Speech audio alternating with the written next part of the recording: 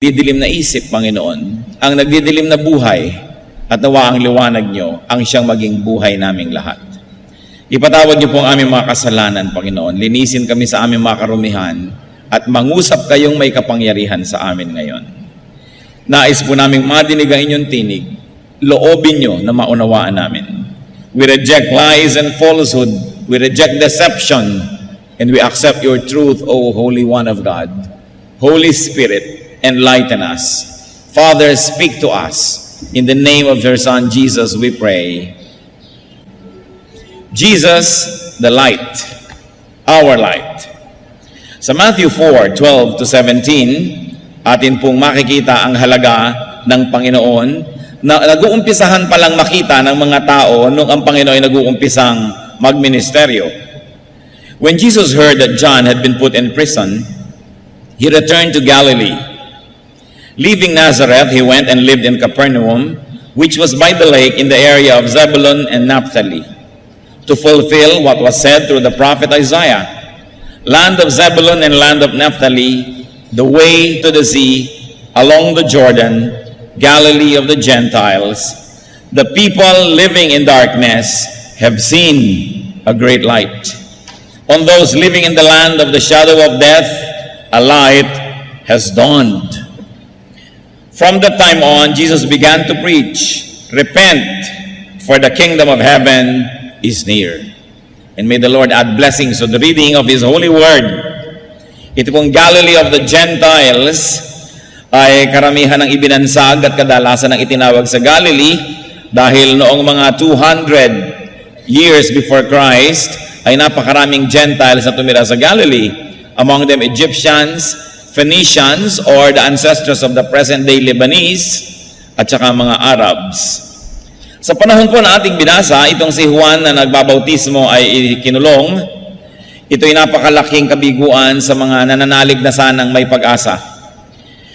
Daang-daang taon na tahimik ang langit, tahimik ang Diyos, walang propetang nagsasalita sa Israel, at tinawag ng Diyos itong si John, isang kislap ng liwanag sa napakadilim na buhay ng Israel.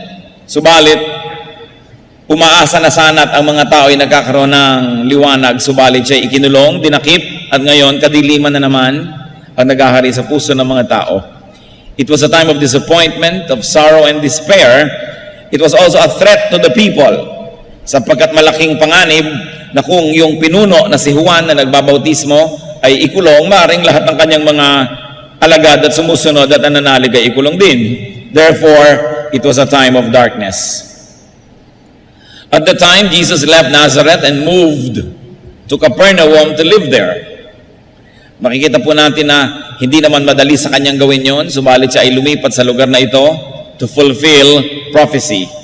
Yun pong binasa natin na Matthew 4:15-16 ay isang alingaw-ngaw lamang or echo ng Isaiah 9:1-2. At sa Luke 2:32, inuulit po ang temang ito, a light for revelation to the Gentiles and for glory to your people, Israel. Ito po yung reference sa Panginoong Jesus. So who were the Gentiles? They were geographical Gentiles. Yung mga nakatira sa mga lugar na maraming hindi anak ng Israel, at marami naman kahit anak ng Israel, spiritual Gentiles. Natagurian na Israelite pero nabubuhay din sa dilim, sa kawalan ng pag-asa at sa kasalanan. So the Lord Jesus Christ was light for the Gentiles, both the geographical, racial, and spiritual Gentiles. In other words, the Lord was hope and light for those who are living in godlessness. Paano po ba nagkakaroon ng godlessness? Bakit may mga taong sinasabing godless? O hindi nananalig sa Diyos? O malayo sa Diyos? More often than not, ang mga tao pong ito ay nalalayo lang sa Diyos, nabubuhay ng lumalabag sa kalooban ng Diyos dahil lang wala silang pag-asa. Dahil wala nang inaasahan, walang pinaniniwalaan, at walang liwanag na nababanaag sa buhay, sila po ay pinagdidimla ng isip, natural, at sila ay nagwawala, nawawalan sila ng kontrol sa sarili, sinisira ang sarili at ang lahat ng makasalamuha dahil walang inaasahan. Kaya nakikita nyo po, sa sobrang maralita. Miserable ang buhay. Doon sa mga, hindi naman lahat, pero nangyayari ito, kung minsan nakatira sa mga slums, sa mga ang sikip-sikip, ang hirap-hirap, ang baho-baho, konting pagkakadiferensyahan, nagsasaksakan. Konting maliit na bagay, nagtatagaan, nagbabarilan. Kasi walang masyadong inaasahan. Madilim ang kahapon, madilim ang bukas, walang hope. Pero nakita niyo po yung mga medyo maayos-ayos ang buhay. Kahit medyo nararanasan ng hirap, pero pinisikap maging disente, sinisikap pigilin ang sarili na huwag makagawa ng masama dahil baka lumala ang sitwasyon sa buhay, samantalang may pag-asa namang umasenso ito. At nakikita niyo po yung talagang tunay na masarap ang buhay, yung nakakakita ng maraming liwanag at masaya ang buhay, maraming pinapalampas. Hindi makikipagpatayan yan para sa 10 pesos. Hindi makikipagbarilan dahil sa maliit na bagay dahil iniisip niya, I have so much to lose, there is so much to enjoy, why will I live in a godlessness state? In a godless state. Kaya po ang tinatawag natin mga taong hindi makadiyos, malayo sa Diyos, wala lang kasing pag-asa at inaasahan. Kaya ang ating dapat ginagawa, nagiging munting liwanag tayo ng sanlibutan. Kaya ang sabi, you are the light of the world. At kung yung mga taong maiinitin ng ulo, papatay sa kahit konting halaga lamang, sa isang cellphone ay papatay o magpapakamatay dahil wala nang malaking inaasahan sa buhay, kung tayo magbibigay sa kanila ng pag-asa, liwanag, lakas ng loob, sila ay magiging mas makadiyos. Kaya mahalagang unawain po natin kung sino si Jesus. Siya ay liwanag ng sanlibutan. Dapat dinadala natin ang liwanag na yon kanino man. That we, the people of God, must preach hope instead of condemnation, instead of issues. Kesa tayo nananakot, pinagtatalo-talunan ng mga kung sinong mas mahusay na relihiyon, dapat ang atin pong ipangaral ay pag-asa, liwanag, sapagkat oras na ang tao'y nagkaroon ng pag-asa, magsisikap siya. Magkakaroon siya ng inspirasyon, ng lakas, ng pagtitiis, sapagkat may inaasahan. Ang nagiging desperado lang ay yung walang inaasahan. Kaya sabi nga ng isang tao, nakawin mo na ang lahat, huwag lang ang pangarap. Huwag lang ang pag-asa. Huwag lang yung inaasam. Sapagkat pag ang tao ay wala ng inaasam o wala ng pag-asang makakamit ang inaasam, sinisira na niya ang kanyang buhay, pati ang mga buhay ng nasa paligid niya. And this is what Jesus was. And this is what Jesus is. That His hope, He's the light of the world. So Jesus fulfilled prophecy by living in this certain area, and the Lord Jesus, of course, preached hope. Pag-asa. Sabi sa Matthew 4:17, from that time on, Jesus began to preach. And what was the preaching? Repent, for the kingdom of heaven is near. Nakita niyo po yung tumatakbo sa mga kompetisyon, sa mga karera? Sasabihin, malapit na, sige na, malapit na. Nakakita ka ba ng cheering squad na sinasabi doon sa tumatakbo, malayo pa, malayo pa. Naku, ang layo-layo pa. Eh di nawala ng pag-asa. Pero pag sinabi mong malapit na, konting tiis, abot kamay na, pwede mo nang maging totoo ang inaasahan mo. Lumalakas ang loob at lumalakas ang katawan. At yun po ang sinabi ng Panginoon. At ang maganda dito, hindi lang to cheering, hindi lang pampalakas ang loob, totoo. Sabi niya, the kingdom of heaven is near. Yung mga taong nabubuhay sa kasalanan, tinitigasan ng puso, dahil akala nila ang layo ng langit, ano man ang gawin nila, hindi nila maaabot. Eh kung sinabi ninyong, the kingdom of heaven is near, abot kamay, malapit. Yun pong sabi ni Lord that the kingdom of heaven is near. The word near is very important. It uses a verb in the Greek that says, lumalapit, papalapit, lumapit na ang kaharian ng langit sa tao. That God is approachable and that heaven is within reach. And it was for all, even for Gentiles. So the Lord preached hope, but also the Lord showed the way. He preached repentance as the way to hope. Sabi niya may pag-asa. Anong pag-asang yan? Paano kung maaabot ang langit? through repentance. Pagsisihan ang kasalanan. Hindi na po sinabing pagbayaran ang kasalanan, kundi pagsisihan. Sapagkat kung sasabihin mo na naman sa mamamatay tao, kung sasabihin mo sa nangangalon niya, sasabihin mo sa magnanakaw, sa sinungaling, sa mayabang, pagbayaran mo ang iyong mga kasalanan at lumalapit na ang langit, baka hindi rin sila magkaroon ng lakas ng loob. Sasabihin nila, aba, hindi ko kayang bayaran, sa dami na. Pero ang itinuro po ng Panginoon, repent. Pagsisihan mo. Magbalik loob ka sa Diyos at ang langit ay mapapasayo. So what is so lovable about Jesus? The Lord Jesus fulfilled prophecy. He validated the prophets and Himself. Pinatotohanan niya ang sinasabi ng mga propeta. And what else? Once validated, naging madali na para sa mga taong paniwalaan siya. So 2 Peter 1:18-19, we ourselves heard this voice that came from heaven when we were with Him on the sacred mountain. And we have the word of the prophets made more certain.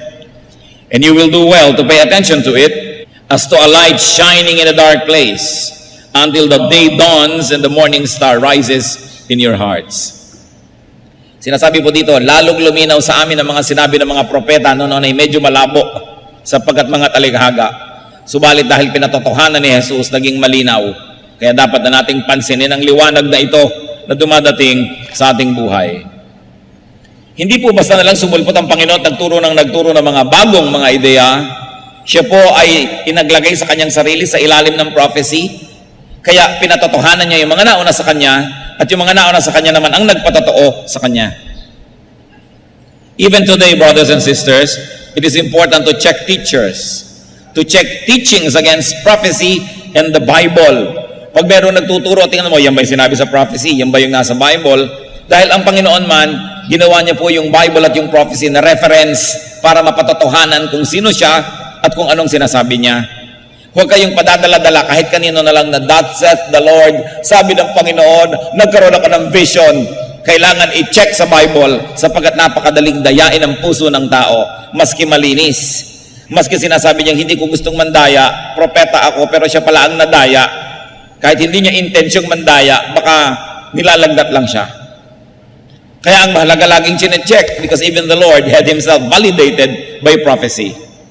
Kaya ang sabi sa Galatians 1:8-9, tungkol sa mga bagong katuruan, but even if we or an angel from heaven should preach a gospel other than the one we preach to you, let him be eternally condemned. As we have already said, so now I say again, if anybody is preaching to you a gospel other than what you accepted, let him be eternally condemned. Sabi po ng maakda ng Galatians, kung may magtuturo pa sa inyo ng ibang daan ng kaligtasan, liban sa naituro na sa inyo dito sa Biblia, ay sumpain ang nagtuturo na yun. Ito nang naisulat, yun na, wala nang iba. Huwag nang dagdagan pa. Laging i-check, nasa Bible ba yan? Sinabi ba yan sa Bible? Pag may nagkiklaim, ganito pong gawin natin, ganitong ginawa ko sa buhay ko, so gawin nyo rin sa buhay nyo. Sabi niya, teka, sa kanyang buhay, baka totoo, pero sabi ba sa Bible, para sa lahat ng tao yun. Pag may nagsabi sa inyong, alam nyo, 31 araw akong nag-ayuno at sinagot ang aking dalangin. Therefore, 31 araw din kayo mag-ayuno para sagutin ang dalangin nyo. Teka, sabi mo, sa'yo siguro nag-work personal. But does your personal experience become a universal truth to everybody? So you check the scripture. Sinabi ba sa Bible na para sa lahat yun? O baka naman para lang sa kanya? Kung para sa kanya, paano natin pabubulaanan? Nag-work naman talaga sa kanya. Pero hindi ibig sabihin mag-work sa lahat ng tao. That's why we should be careful with our testimonies. Ang testimony ay personal lang.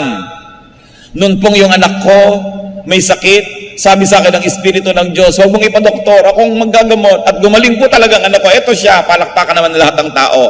Therefore, pag may sakit po ang anak nyo, huwag nyo ipapadoktor. Para hindi tayo dapat gumawa ng ganong conclusion. Personal lang na experience niya yon, personal na naranasan niya, pero hindi ibig sabihin doktrina para sa lahat ng tao. Para maging doktrina sa lahat ng tao, kailangan makita mo sa Biblia ang sinabi nga, at ito'y para sa lahat, lahat ay dapat sumunod dito. Mag-ingat-ingat po kayo sa pakikinig sa mga testimonyo, kasi ang Panginoong Diyos may mga pakikitungo sa atin na very personal. Binibigyan ka ng ideyang ganito, gusto kanyang pagpalain na ganon. Pero hindi ibig sabihin, pwedeng kopyahin ng lahat ng tao. Kaya yung mga iba nag-aaral, paano ba lumalago ang simbahan A, ang congregation B, yung fellowship 3? Tapos kokopyahin ng ibang churches, lahat ang ginawa, ay ganitong ginawa nila, gawin din natin, ganitong ginawa, gawin din natin. Hindi eh. Iba-iba ang dealing ng Panginoon sa bawat kongregasyon, sa bawat tao. Hindi ko mo nag-work yung formula na yon, doon sa lugar na yon, mag-work dito. Hindi universal yon, personal lang. Kaya mahalaga, yung kilala natin ang salita ng Diyos, ilalapat natin doon yung mga claims ng mga tao. Dahil kumisan, madali tayong mapapaniwala, lalo't nakita natin totoo nga, effective sa buhay ng iba. Gumagaling sila sa sakit nila, o yumayaman sila, o sumasaya sila. Sabi ni Isa, alam nyo, ako nag-pray, 9 na Biyernes, alas 3 ng umaga, bumalik ang asawa ko. Hindi ibig sabihin lahat ngayon ang iniwan ng asawa ay magdadasal lang ganun, dit babalik din. Do not make doctrines out of personal experiences. It's purely personal. Make doctrines only out of those that are validated by the Bible. Kailangan yun. Ipinakakadiin-diin ko po ito dahil kuminsan tayo nagiging emosyonal. Gusto nating kopyahin yung biyaya na natanggap ng kapwa natin. Iba-iba ang pakikitungo sa atin ang Diyos. Personal. Katulad ng iba-iba ang ating mga fingerprints. Walang magkakamuka. Napakahalaga po yun na atin ding i-appreciate tungkol sa Panginoong Jesus that He submitted Himself to prophecy. Kung siya nga nagpa-validate sa Scripture, lalo naman tayo dapat. Also, the Lord Jesus lived among the hopeless. Very important. Yung mga walang pag-asa, yung mga kasalanan, yung isinusukan ng lipunan, yung mga outcast, doon nakisalamuha ang Panginoon. Nakisangkot siya sa kanilang buhay. Hindi lang siya nakisalamuha, hindi lang nakihalubilo, hindi lang nakipagbabutihan, siya ay nakipagpalagayang loob, nakisangkot, nakisama, nakiisa sa pagdurusa ng mga tao. Kaya ang sabi sa John 1:14, the Word became flesh and made His dwelling among us. We have seen His glory, the glory of the one and only, who came from the Father, full of grace and truth. Luke 19:10, for the Son of Man came to seek and to save what was lost. And Luke 5:31, Jesus answered them, it is not the healthy who need a doctor, but the sick. Kasi kinikriticize siya, bakit ka nakikipagmabutihan sa mga makasalanan? Bakit ka nakikihalubilo sa kanila? Sabi niya, ang mga may sakit ang nangangailangan ng doktor, hindi ang mga magagaling. Kaya ako ay nakikisalamuha sa mga kapuspalan, sa mga kawawa, sa mga walang pag-asa. Kaya po sobrang kaibig-ibig ang Panginoon. Di po ba pag kami mga sawimpala, halos ayaw nating puntahan, ayaw nating makihalubilot, makakamautangan, makakamahingan, ayaw mong masyadong makipagkwentuhan ng mahaba dahil baka dumaing, baka mamaya masangkot ka sa mga problema niya. Kasi yun ang selfish human nature. But the Lord shows us the way. Siya mismo ang gumawa ng paraan, umalis sa langit, tumira sa lupa, makasama ng tao, at among the people, ang hinanapan niya, yung mga pinakaaba, pinakakawawa, pinakawalang pag-asa. And He became the light in darkness. He became the light to people. At ang kanyang isang description sa kanyang sarili, John 9:5, I am the light of the world. Ano po ba yung light? Light, of course, equals life. Kahit sa biology, alam natin na kung walang photosynthesis, walang liwanag galing sa araw, walang halaman. Kung walang halaman, walang kakainin ng hayop. Kung walang kakainin ng hayop, walang kakainin ang kapwa hayop na kumakain ng hayop at taong kumakain ng hayop. Paano magkakaroon ng buhay? Light is warmth. Kaya nakita nyo, pag kami mga premature na ipinanganak ng mga baby, o kaya mga bagong mga sisiw, may liwanag para uminit at sila ay patuloy na mabuhay. Light is guide. Sa gabing madilim, ano po ang naging guide ng mga wise men para mahanap ang Panginoong Jesus? Bituin, liwanag. At kahit sa mga madidilim na auditorium, may mumunting mga liwanag sa hagdanan para hindi ka mahulog at matapilok. Because light is guide. Therefore, light is bridge. Bakit po ang layo-layo nyo, pag tiningnan ko kayo at tiningnan nyo ako, tayo nagkakaroon ng tulay, nararamdaman kong mararamdaman nyo, makararamdaman nyo ang nararamdaman ko, magkakasenyasan tayo, nagkakabasahan tayo ng isip dahil may liwanag. Kahit ang layo natin, pag may liwanag sa pagitan natin, may tulay para tayo magkita. Kahit nga nandun sa buwan ang layo-layo, makikita mo. Dahil may liwanag. Pero subukan nyo mawala ng liwanag, kahit ang lapit, hindi nyo makikita. Ganun kahalaga ang liwanag. And because also light is beauty. Kaya nakikita nyo po yung mga neon lights, yung mga Christmas lights, yung mga lighting effects. Light is beauty. At napakaganda ng description sa Panginoon. If you are in darkness, if you are discouraged or hopeless, or if someone close to you is in darkness and hopeless, especially if it's you, the Lord wants to live in you. Ito po ang mensahe na sinasabi doon. Nung siya ay tumira among the Gentiles, gusto niya na makipagmabutihan, makiisa doon sa mga nawawala ng pag-asa, sa mga may kadiliman at pinagdidimlan. Kung kayo po ay nasasabing may dilim ang buhay ko, kayo ang gustong-gustong puntahan ni Jesus. Kung sinasabi ko yan, ako ang gustong-gustong puntahan niya, sapagkat ang liwanag ay talagang naghahanap ng dilim kung saan siya magkakaroon ng kahulugan. Matthew 11:28, "Come to me all of you who are weary and burdened, and I'll give you rest." Dapat ang ibinibigay ng relihiyon, rest. Kung talaga magiging espiritual ang relihiyon at magiging Kristiyano. Pero hindi kadalasan, pampapagod ang relihiyon. Because religion will blackmail you, will scare you into working so hard so that religion can use you and exploit you. Pero ang sabi ni Lord, I'll give you rest. Payapa dapat ang iyong loob. Pagod man ang iyong katawan, dapat tahimik ang iyong kalooban kung ang Panginoon ay nasa iyo. At sabi sa 1 Peter 5:7, "Cast all your anxiety on Him because He cares for you." What was so precious about the declaration of the Lord, even to the Gentiles? The Lord declared the nearness of the kingdom of God. He declared the nearness. Nakikita po natin na malayo ang Diyos sa mga may kasalanan. Malayo sa tingin lang nila. Pero sabi ng Panginoon, hindi yan totoo. Malapit ako. Paano? Maraming religious person, ang layo-layo nila doon sa mga kasalanan, iwas ng iwas. Ayaw nila makihalubilo. Katulad ng panahon ng Panginoon, siya ay lagi na lamang na nasusumbatan, pinapagalitan at nakikriticize dahil nakikipagmabutihan siya sa mga makasalanan. Akala tuloy ng mga makasalanan, yung mga relihiyosong tao, ang representative ng langit dahil malayo sa kanila, therefore malayo sa kanila ang Diyos. Kaya pinakita po niya ng Panginoon na siya ay nakisalamuha. Hindi dapat tayong puro pagpapahirap sa kapwa ang ginagawa natin. Alam mo, para ka matanggap ng Diyos, dapat ganito, dapat ganyan, dapat ganyan. Ang dami natin binibigyan na requirement. Ang sinasabi ni Lord, repent. Magsisi. Pagsisihan ng mga kasalanan. At abot kamay lamang ang langit. The Lord Jesus Christ brought heaven near to us. Kaya yung ipinapanalangin natin, Thy kingdom come. Mapasa amin ang kaharian mo, no?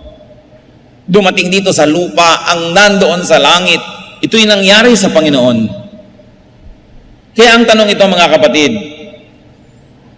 malapit po ba sa puso natin ang langit? Tayo ba'y may kasiyahan, kagalakan, pag-asa, kapayapaan, o maligtad, o wala? Kasi kuminsan, kahit may relihiyon ka, kahit ka relihiyoso, parang malayo ang langit. Ang kailangan natin ay namnamin, unawain ang ibig sabihin ni Jesus, that the kingdom of heaven is near. That is why Matthew, Mark, Luke are called Gospels. Maging ang John. Kasi good news. What is the good news? The kingdom of heaven is near. And the Lord taught the way to the now reachable kingdom of God, and that is through repentance. To turn away from sin and to turn to the living God. Repentance is a central theme of the New Testament. Yan talaga po ang tema ng New Testament. So, why is Jesus lovable? Because Jesus came from heaven to earth to be the light of the world. And because of Jesus, life can be bright. Ano po ba ang mga kadiliman sa ating buhay? Saang lugar ba ng buhay natin tayo pinagdidimlan o parang kulang sa liwanag? Remember that the Lord Himself is the light of the world. That the Lord is the righteousness of the sinners, the hope of the hopeless. Romans 8:31 to 34. What then shall we say in response to this? If God is for us, who can be against us? He who did not spare His own Son, but gave Him up for us all, will He not also, along with Him, graciously give us all things? Who will bring any charge against those whom God has chosen? It is God who justifies. Who is He that condemns?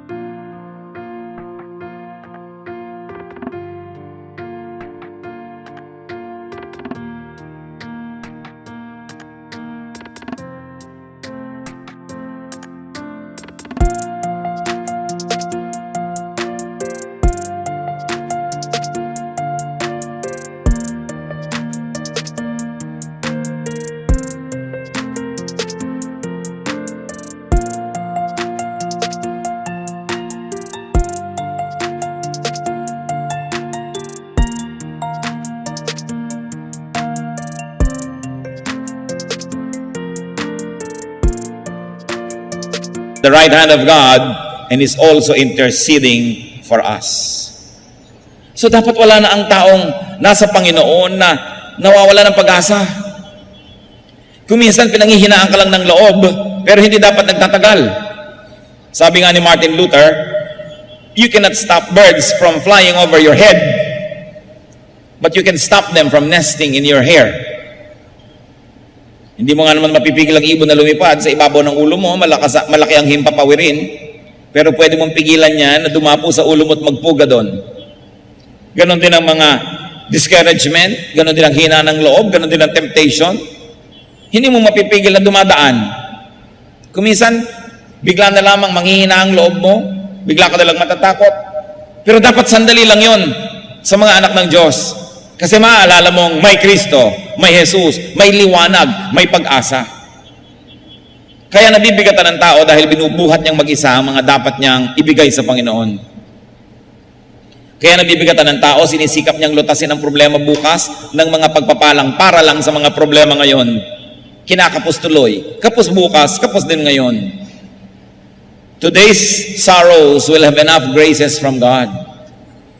Today's needs will have enough supplies from God. Tomorrow will have a problem of its own, and tomorrow will have a supply of its own. Yang sinasabi, give us this day our daily bread. Hindi naman sinabing give us this day our weekly bread. Give us this day our monthly bread. Kasi iniisip mo, paano next month? Gagastos na naman ako. Magbabayad na naman ako ng rent. Bibili na naman ako ng gamot. Next month, nandun pa rin ang Diyos. Ang harapin mo lang yung ngayon, yung nandito, dahil kasama mong Diyos ngayon, ipinangako niya yon. Bakit mo lagi na lang iniisip yung bukas? Hindi naman masama siyempre mag-save kung kaya nyo. Mag-impok para sa bukas, maghanda. Pero huwag yung pag-alalahanan, lalo't wala naman kayong hawak, wala kayong magagawa, wala pala. Ano ngayon ang iniisip nyo? Wala pala eh. Mag-isip lang kung meron, kung wala, anong gagawin nyo? Alalahanin nyo, God is here today, God will be there tomorrow. Because God is always constantly on our side. Kaya lang tayo pinanghihinaan ng loob at tinitingnan natin yung problemang malaki. Hindi natin tinitingnan yung mas malaking solusyon, ang Panginoong Yesus. Kaya tayo natatakot sa dilim, yung kaprasong dilim ang ating naiisip na lilimot nating may liwanag kung gusto lang natin. Marami po mga bahay ang didilim, buksan lang ang bintana, lumiliwanag na. Pero kasi nakasara ang mga bintana. O kaya nagdidilim ang buhay, ang dilim, ang dilim, ang dilim. Nakapikit ka kasi, dumilat ka. At marami mga tao nakapikit kahit bukas ang mata. Walang liwanag.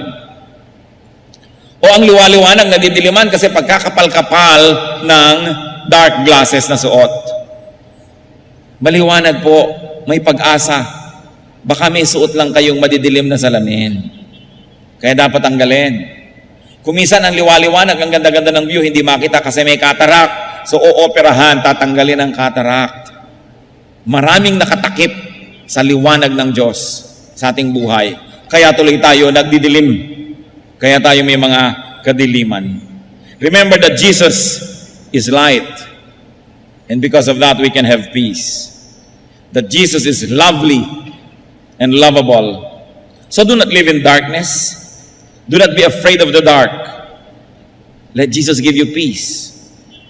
Let the light of Jesus shine on you. Tayo yumuko sa presensya ng Panginoon at pagbulay-bulayan ito. Meditate on Jesus as hope, as peace, as light. Magbulay-bulay tayo. Huwag tayong paabala kanino man sa anumang isipin. Ano ang ating kadiliman? Ang Panginoong Diyos ang liwanag. Ano ang mga kabigatan natin? Ang sabi ng Panginoon, ibigay sa akin. Jesus lived among the Gentiles so that He could be their light. Tayo ang mga Gentiles na yon. Hindi na dapat madilim pa kung nandyan na ang Panginoon. Baka kailangan lang buksan ang isip, buksan ang bintana, tanggalin ang madidilim na salamin, kuskusin ang mata at ang makakita ng mabuti-buti. Subalit ang liwanag ng Panginoon ay para sa lahat. Panginoong Diyos, sa amin pong pagbubulay-bulay, ipakita mo ang iyong liwanag. Kung meron sa aming Panginoon na nawawala ng pag-asa, pinanghihinaan ng loob, huwag niyong payagang magtagal ito sa aming puso sapagkat hindi bagay sa inyong mga anak ang may ganitong alalahanin. Meron kaming napakaresponsable, maibigin, mayaman, makapangyarihang magulang. Hindi bagay sa mga anak na ganito ang lagi nang mag-alala at matakot. At dahil kayo'y liwanag, Panginoon, turuan niyo kami maging responsable. Sapagkat anumang ginagawa o iniisip namin ay hindi nakatago sa dilim, nasa liwanag, dahil kami ay anak ng kaliwanagan. Kung may mga anak